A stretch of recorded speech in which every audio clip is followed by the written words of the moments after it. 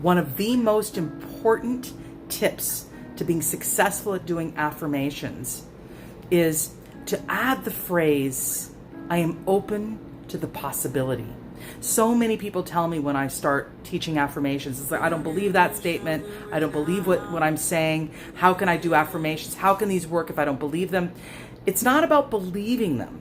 It's about aligning yourself with what you do believe. And what you do believe, most of us anyways, is the notion that we're open to the possibility of good things happening. We're open to the possibility of being hopeful. Maybe you're not believing, all is well, everything is working out better than I expect. Maybe you're not believing that. Maybe you're not believing that you are aligned with health and wealth and good things. But maybe you do believe that you are open to the possibility of feeling hopeful. You are open to the possibility of good things happening for you and good outcomes occurring. The point is you want to tell your brain that it is okay to align yourself with being open to good things, not just good things happen.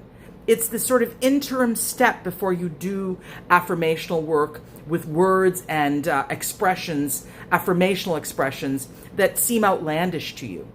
So work with those words. I am open to the possibility. And see how that experience with affirmations changes for you.